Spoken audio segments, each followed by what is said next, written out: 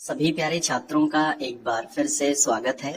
और आज मैं आपको समझाने वाला हूं कि संस्कृत में हम 5 दिनों के अवकाश के लिए प्रधान अध्यापक को आवेदन पत्र कैसे लिख सकते हैं और इसकी हिंदी क्या होगी, मतलब हम समझ के क्या इसको आसानी से लिख सकते हैं।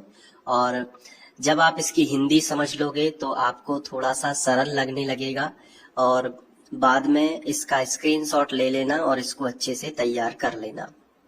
तो प्रश्न ऐसे आएगा कि 5 दिनों के अवकाश के लिए प्रधान अध्यापक को आवेदन पत्र लिखिए, या फिर यही भाषा आपको संस्कृत में लिखी रहेगी लेकिन आप समझ जाओगे, ठीक है, कि 5 दिनों के अवकाश के लिए ही आया है। तो कैसे लिखना है? सबसे पहले लिखने का जो तरीका है, सबसे पहले आप लिखोगे सेवायाम, मतलब होता है इसका सेवा में, जिसके लिए हम पत्र लिखते हैं ना, उसका यहाँ पे संबोधन सेवायाम, ठीक है। फिर श्रीमंतः, वैसे हम श्रीमान लिखते हैं हिंदी में, लेकिन उसी को संस्कृत में लिखते हैं श्रीमंतः। फिर हम लिखेंगे प्रधान अध्यापकः, ठीक है। तो प्रधान अध्यापक जैसे लिखते हैं वैसे ही लिखना है, हिंदी वाला आहा की मात्रा लगा देनी है। महोदया, तो इसमें भी ज्यादातर वर्ड में आहा की मात्रा आपको मिलेगी संस्कृत में, ठीक है। तो विषय, विषय मतलब किस संदर्भ में हमारा पत्र है, तो अवकाशार्थ प्रार्थना पत्रम, अवकाशार्थ प्रार्थना पत्रम, ठीक है।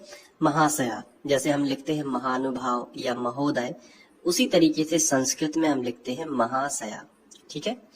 सविनय निवेदनम अस्ति, सविनय निवेदनम अस्ति मतलब सविनय मतलब विनय के साथ निवेदन करता हूँ, ठीक है। अस्ति मतलब है, हूँ, ठीक है, या है।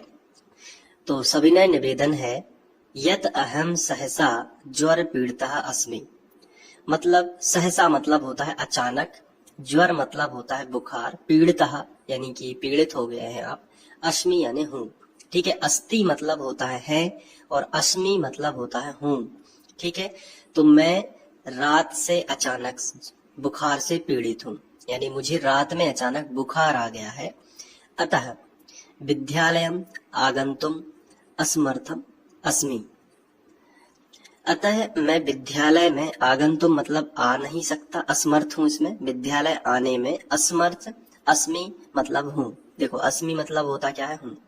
तो मैं विद्यालय आने में क्या हूँ, असमर्थ हूँ।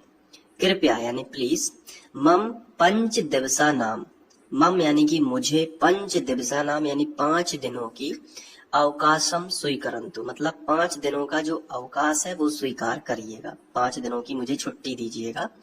फिर यहाँ पे आपको दिनांक डाल देना है और यहाँ पे भवदीय शिष्य मतलब आपका शिष्य, और यहाँ पे हमें अपना नाम डाल देना है, जो भी विद्यार्थी छुट्टी लेगा उसका यहाँ पे नाम। तो ये एक छोटा सा पत्र है जो हो सकता है कि एग्जाम टाइम में